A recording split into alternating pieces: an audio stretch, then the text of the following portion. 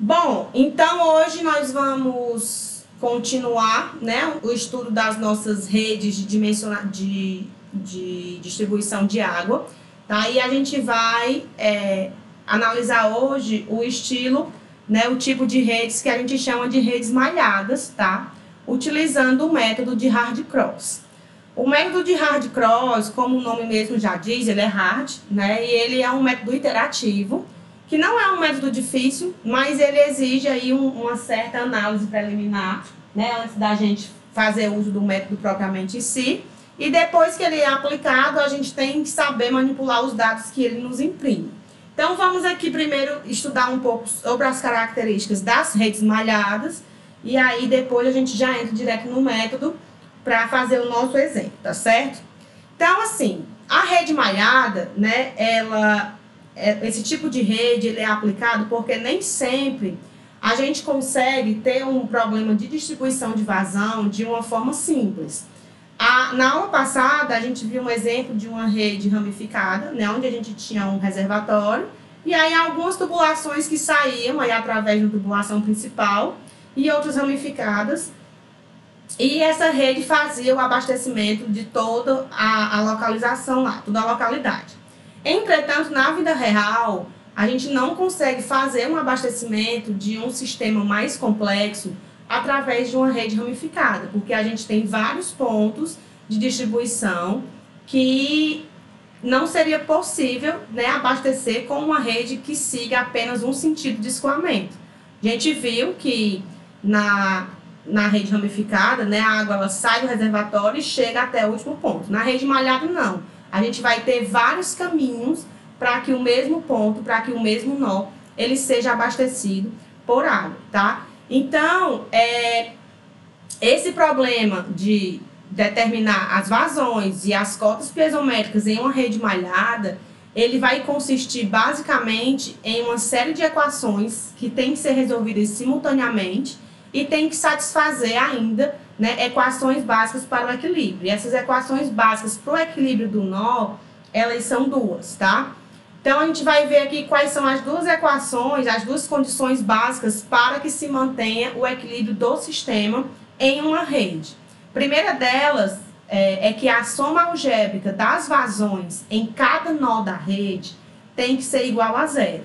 Ou seja, todo nó, né, a gente tem a equação onde a água ela não surge, ela tem que vir de algum lugar e tem que ir para algum lugar. Então, toda a água que chega no nó, ela tem que sair desse nó, tá? Então, a soma algébrica dela tem que ser igual a zero. Então, todas as vazões que entram nela que chegam ao nó, tem que ser iguais aí ao somatório das vazões que saem do nó também. Para que a gente estabeleça um padrão, a gente faz uma convenção de sinais, tá? Então, as vazões que afluem no nó, ou seja, as vazões que vêm da tubulação e chegam nesse nó, a gente vai atribuir como vazões positivas. E as vazões que derivam do nó, né, as vazões que saem daquele nó, a gente vai atribuir o sinal negativo. Então, é igual a um nó de treliça, por exemplo. Na treliça, a gente tinha a tração positiva e a compressão negativa. Né? Aqui é o contrário. O que sai do nó é negativo e o que chega no nó é positivo. Então, as vazões que contribuem positivas, as vazões que saem negativas. E o somatório delas tem que ser igual a zero para manter o equilíbrio no nó. A outra condição básica, né? Então, aqui, ó, só para a gente ver, né? Nós temos a vazão Q2 e a vazão Q1 chegando ao nó. O nó é esse aqui. Quer dizer que eu estou marcando de lilás, mas não dá dando para ficar muito destacado, mas eu estou marcando aqui. Então, a gente tem a Q2 e a Q1 chegando ao nó. Nós temos o QD, que isso aqui seria uma demanda, né, qualquer. Q4 e Q3 saindo do nó. Então, o somatório dessas vazões aqui seriam Q1 mais Q2, né, menos Q3, menos Q4, menos QD, é igual a zero, tá? A segunda condição básica para equilíbrio do sistema é com relação ao anel. As redes malhadas, como a gente já viu, elas contêm essa característica de terem aí malhas, né, ou anéis no decorrer da sua existência, né, no decorrer da sua distribuição. Então, quanto ao anel, a gente tem que garantir que a soma algébrica das perdas de carga, né, partindo e chegando ao mesmo nó, em qualquer circuito fechado dentro do sistema, que é uma malha ou um anel, seja igual a zero, tá certo? Então, a soma algébrica das vazões em um nó tem que ser igual a zero, e a soma algébrica das perdas de carga, elas também têm que ser iguais a zero. A gente também tem a convenção de sinais para o anel, né? E aí, como é que fica essa convenção de sinais? A gente adota o sentido horário como um sentido positivo no percurso, tá? Então, esse círculozinho aqui que eu fiz, né? Que é o sentido positivo convencionado que a gente vai adotar dentro de todos os circuitos. Dentro de qualquer anel, para cada anel, a gente vai fazer essa análise de sentidos de vazões e de sinais de vazões e perdas de carga. Tá certo? Então, a gente tem que, primeiro de tudo, convencionar qual vai ser o nosso positivo. Vai ser o sentido horário, tá?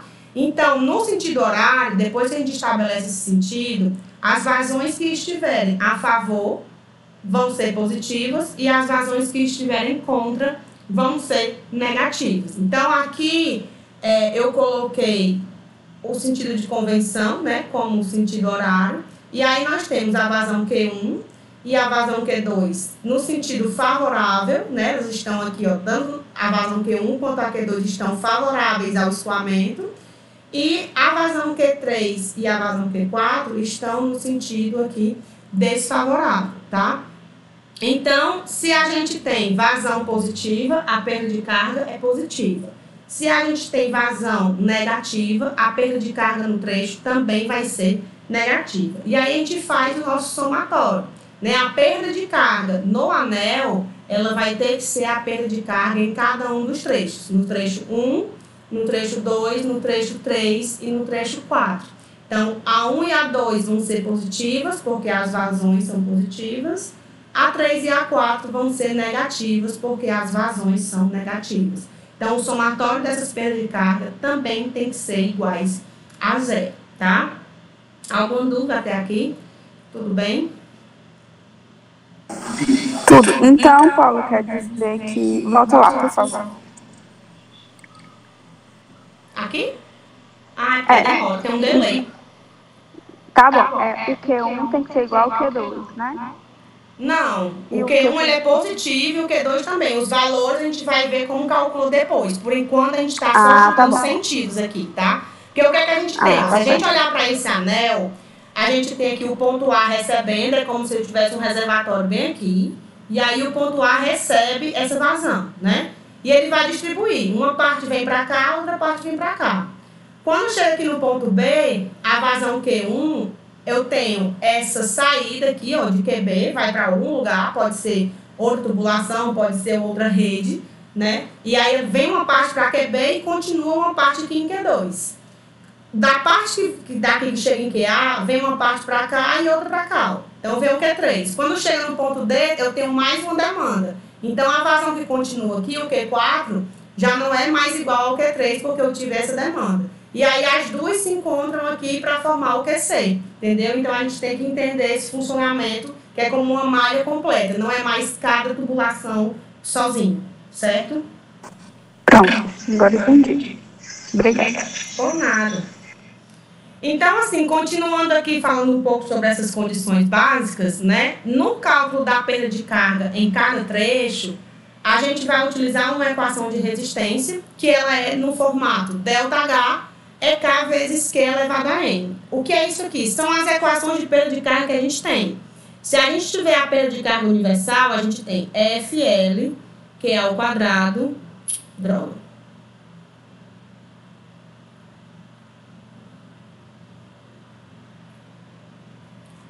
0,0827 FL, que é ao quadrado, sobre D, a quinta. Então, tudo isso aqui, ó, são grandezas que independem da vazão, né? De certa forma. Se a gente tiver razão... Oi? Eu não sei se é só no meu, mas a tua imagem tá meio manchada. Não sei se é a tua conexão ou se é a minha. Eu não sei. Aqui tá normal. Aqui tá bom. Aqui tá normal também. Então deve ser a cor da caneta, né? Não tá Não dá para ver muito bem esse roxo aí. Porque a imagem tá normal também. O ΔH melhorou?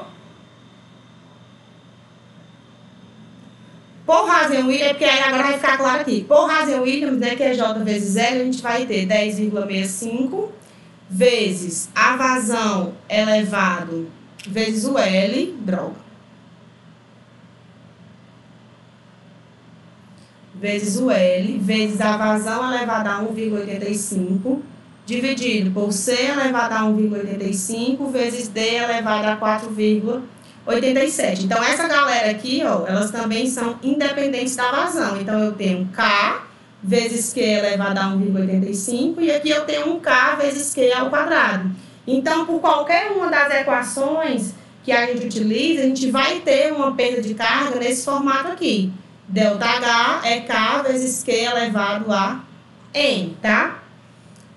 Como regra geral, em uma rede malhada, se essa rede tiver M número de anéis, né, e N número de nós, vai gerar um total de M mais N menos 1 equações independentes. Então, à medida que esse problema vai crescendo, que essa rede vai ficando mais complexa, o número de equações vai aumentando. Imagina aí um único anel, né? Aquele anel lá que a gente estava trabalhando, esse anel aqui.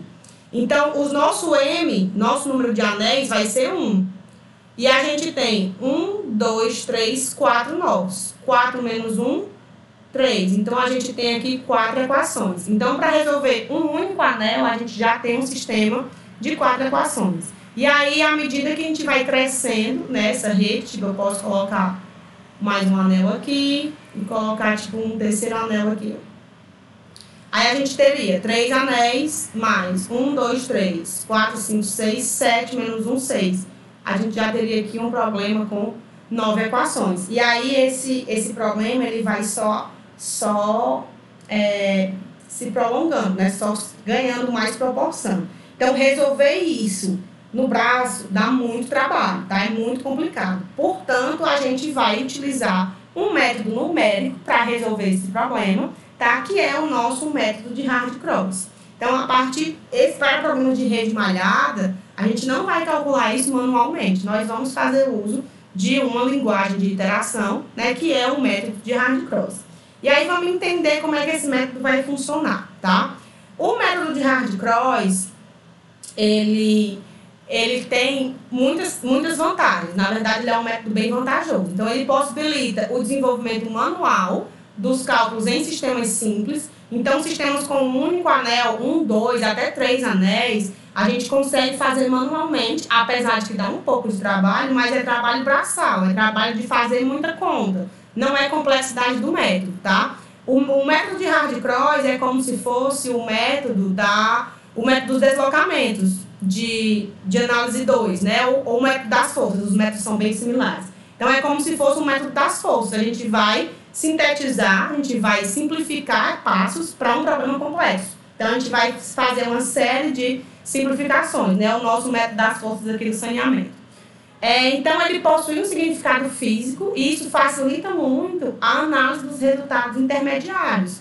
Então, se ele tem significado físico, a gente vai conseguir entender, por exemplo, que algumas vazões não vão poder dar certos valores, que alguns diâmetros vão ter que ser compreendidos ali entre uma faixa de valores, né? Assim, o número de Reynolds, assim, fatores de atrito.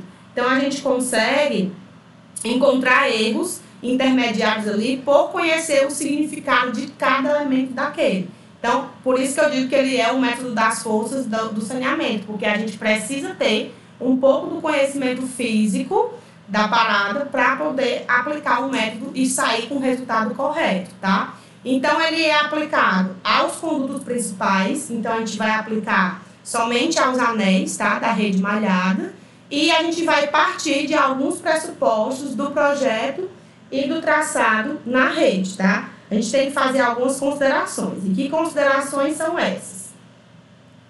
Que a gente vai ter que fazer. A gente vai imaginar que toda a rede... Eu tô percebendo que tem um delay. Quando eu passo meu slide aqui, demora uns 4 segundos para aparecer aqui no meu celular. Tá meio... Né? lento. Eu acho que era isso que o Manel tava dizendo. Mas não tá manchado, só tá aparecendo. Não, só tá lento um pouquinho. Então eu vou aqui, vou prestar atenção aqui no celular. Então, ó, a gente vai imaginar que toda a rede vai ser suprida através Oi. Por que tu não tenta entrar e sair de novo? Tu reiniciar teu modem. Não, vou fazer isso não. Porque tá lá na sala, eu vou ter que me levantar. Vai ficar assim. E vai demorar mais ainda. E vai demorar mais ainda. A gente já perdeu um tempo no começo. Então, não, vai não, dar. Do jeito que tá aí, dá pra seguir. Como é? Tá, que foi do jeito que tá, dá pra seguir. Eu só vou falar um pouco mais devagar. Vou falar só quando aparecer aqui. Eu fico olhando aqui no meu retorno. Aí dá certo, tá? Então, a gente vai imaginar que toda a rede, né, vai ser suprida através dos anéis. Então, os anéis eles vão ser necessários, vão ser suficientes para suprir toda a rede. Em pontos fictícios de descarregamento, a gente vai imaginar que ele vai sair, cada ponto do anel vai ser um único ponto de distribuição. A gente sabe que não é assim que funciona, tá? Mas a gente vai dizer que os nós das redes, né, vão ser esses pontos aí, fictícios de carregamento somente para efeito de aplicação do método, tá? A gente vai admitir que a distribuição em marcha que ocorre nos trechos, né, que formam os anéis, ela vai ser substituída por uma vazão constante. Então, se a gente vai aplicar, imaginar, né, descarregamento em pontos fictícios, né, que vão ser os nós, não tem como a gente imaginar, agregar distribuição em marcha. Então, a gente vai fingir que essa distribuição em marcha vai ser substituída por uma vazão constante, que meio que seria a nossa vazão fictícia, mas não é, tá? A gente não vai calcular como vazão fictícia aqui, não. E supõe-se também que a gente conhece tanto os pontos de entrada quanto saída de água. Então, quando a gente vai fazer um traçado de uma rede, que eu pretendo fazer isso com vocês, né, nessas próximas aulas, porque hoje e aula passada, a gente está aprendendo a trabalhar com redes existentes, já tem um traçado da rede, mas a gente vai ter que aprender também a traçar essa rede, aí a gente vai fazendo isso através de exercícios, tá? Já conhecendo o método, a gente traça a rede e depois calcula, que aí fica mais legal. Então, a gente já vai, quando a gente fizer o traçado, a gente já vai determinar quais são os nós, por onde está entrando e por onde está saindo água. Quais são os nós de demanda, né, e por onde vão passar os trechos. Então, a gente tem que conhecer os pontos de entrada e de saída. Eu tenho que saber onde está o reservatório, qual vai ser o ponto de entrada na rede e quais vão ser os pontos de demanda lá nos anéis para poder conseguir aplicar esse método, certo? A gente vai, né, atribuir também, partindo de alguns pontos de alimentação, uma distribuição de vazão hipotética, que é que a gente vai chamar de QA. Essa vazão hipotética, ela vai servir para a gente começar o problema, tá? Então, a gente vai olhar ali o sistema, o problema, quando tiver no exemplo aqui, vocês vão entender bem. E aí, a gente vai no eu acho que vão tantos para cá, tantos litros por segundo para esse cano, como eu disse, para esse trecho, e tantos litros por segundo para esse trecho. E assim a gente vai imaginando, né, a gente vai arbitrando valores de vazão para cada um dos nossos trechos na nossa rede. Então, por isso que ele tem sentido físico, porque a gente precisa entender o que vai acontecer dentro de cada anel para poder sair colocando esses valores de vazão hipotética, tá? Então, para cada trecho de cada anel que a gente vai ter, a gente tem que conhecer o diâmetro, né? A gente vai pré-dimensionar o diâmetro pela condição de velocidade limite, que a gente viu naquela tabelinha lá da aula passada. A gente vai conhecer também o comprimento e o fator de atrito, né? Que o fator de atrito pode ser o fator de atrito mesmo ou pode ser o coeficiente de rugosidade, né, de Hazen-Williams. Tanto pode ser aqui, aí vai estar azul não rola. Tanto pode ser F como pode ser C. Hoje é terça, né? Como pode ser C. Tá? Tanto vai ser o fator de atrito, como pode ser também o coeficiente de Hazen-Williams. Então, a gente vai conhecer e, a partir daí, conhecendo esse diâmetro, a gente vai calcular o somatório das perdas de carga em cada anel, tá? Então, se pelo menos em um anel esse somatório for diferente de zero, a gente tem que corrigir a distribuição de vazão, né, compensando essa vazão algebricamente a partir de um ΔQ. E esse ΔQ, ele é calculado, tá? Ele é calculado e padronizado. Vai ser o mesmo ΔQ para cada anel. Então, a gente vai calcular, vai estabelecer as vazões hipotéticas, né? Com as vazões hipotéticas, a gente vai calcular as perdas de carga em cada trecho. Quando a gente fizer esse somatório, a perda de carga tem que ser zero. Se ela for diferente de zero, as vazões que a gente hipotetizou não estão corretas. Então, a gente tem que corrigir as vazões para recalcular todas as perdas de carga em cada trecho, para a partir daí calcular, ver de novo se o nosso ΔH dá ou não zero. Aí provavelmente não vai dar de novo. E a gente fica nesse método iterativo até encontrar um ΔQ igual a zero, um ΔH igual a zero. É tipo aquele problema que a gente fazia lá em hidráulica do fator de atrito. Quando não tinha o valor do fator de atrito, a gente chuta um valor e aí quando fica resolvendo o mesmo problema algumas vezes até que o nosso erro dê uma convergência ali de menos de 5%. Né? Estão lembrados desse tipo de problema? Então é a mesma coisa. Aqui a gente vai ficar, só que a gente vai chutar uma vazão e são mais trechos, não é só um único problema para resolver. Então a complexidade ela fica um pouco maior, né? A gente vai ter aqui 4 trechos o tempo inteiro, no mínimo, né, para resolver. Então, o cálculo de ΔQ, ele é dado a partir da seguinte premissa, tá? A vazão que a gente vai ter, nossa vazão real, né? Isso aqui é a vazão real no trecho. No trecho, ela vai ser o somatório da vazão hipotética, que a gente supôs, né? Que a gente arbitrou lá no início, mais o ΔQ, tá? Então, fazendo isso, substituindo isso na expressão da perda de carga, a gente sabe que o ΔH, ele é ΔH, ele é uma função do tipo K vezes Q elevado a N. Então, se eu quero fazer um somatório de ΔH vai ser também um somatório de K vezes Q elevado a N. E aí, quem é Q? Q é a vazão hipotética mais o acréscimo aqui de correção da vazão. E aí eu vou elevar isso aqui a N, foi o que eu fiz bem aqui, tá?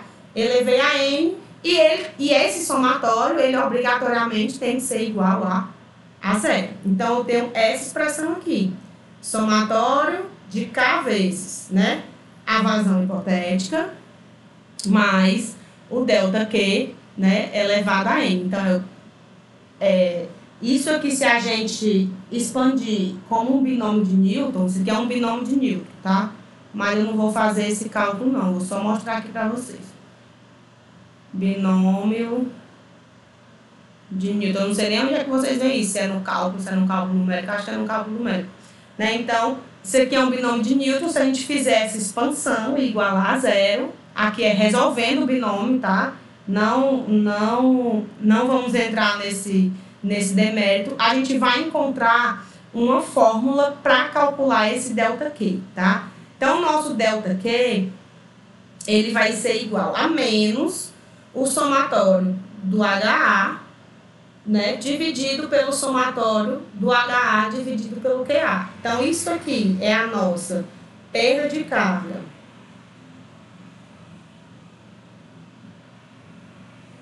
no trecho, utilizando a vazão hipotética, tá? E isso aqui é a razão entre a perda de carga dividido pela vazão hipotética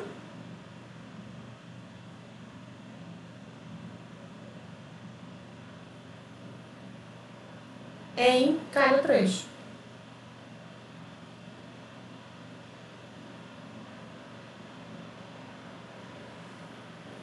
Tranquilo? Então, é assim que a gente vai calcular o ΔQ. Então, basicamente, é só isso. O método é só isso. A gente distribui os trechos e aí depois a gente faz o cálculo da vazão hipotética. Com o cálculo da vazão hipotética, a gente encontra os valores absolutos, né? E aí vai calcular o valor. E esse N aí vai variar de acordo com qual método eu estou utilizando para calcular a perda de carga. Se é por Não, esse N aqui ele vai variar de acordo com o número de trechos, tá? O número de nós, porque a gente vai ter vários trechos aqui, né? Vai variar com a média. Isso aí não é da forma. Trecho. Não, o que vai variar com se a gente está usando Hazen-Williams ou perda de carga universal é o fator de atrito. É isso aqui que a gente vai calcular dentro da perda de carga. Que a perda de carga ela varia de acordo com essa equação aqui, ó. Cadê? Aqui, ó. Ou ela é calculada. Chega já, pronto. Ou ela é calculada desse jeito, ou ela é calculada desse jeito. Então, ou eu tenho um fator de atrito, ou eu tenho um coeficiente de rugosidade de Hazen-Williams. Entendeu? Não, falhou na hora que tu falou. Eu não tenho essas duas equações para calcular a perda de carga. Isso aqui é a universal e essa daqui é a equação de Hazen-Williams. O meu fator de rugosidade aqui, tanto o fator de atrito quanto o coeficiente de rugosidade, eles estão dentro do K, certo? Ele está dentro do K, o que está variando aqui é a equação. Então, mas eu estou te falando, é justamente isso. Se tu usar esse ΔH aí, o primeiro que tu apontou aí, tu vai usar 2. Se tu usar o outro, tu vai usar 1,85, né? Não, esse N não é isso, não. Não, porque o ΔH, a perda de carga, ela tá, o K, né, o que está influenciando, está aqui dentro, certo? O C ou o F, ele está aqui. Quando a gente vai calcular aqui, a gente calcula a perda de carga completa. Não é só uma altura, é uma perda de carga. A gente vai ter que usar a mesma equação para todo mundo. Esse N aqui é um fator, é um elemento numérico. O somatório acontece tantas vezes, entendeu? São quantos trechos? São 4 trechos. Então, eu tenho 4 razõezinhas dessa aqui. Quando eu mostrar para você o exemplo, aí vai ficar mais claro o que é esse N, certo? Esse N é o número de razões que a gente vai calcular. É um elemento numérico. Isso aqui é um método numérico, não é um método convencional de resolução. É uma soma numérica. Então, a gente tem que estabelecer os limites. São quantos elementos que a gente vai estar somando ali. É basicamente isso, certo? Ficou mais claro? Só no meu que o microfone está falhando. O meu Não, tá microfone falhando. tá falhando. O meu também está falhando. Tá cortando muito. Paulo, o teu. Eu vou, peraí.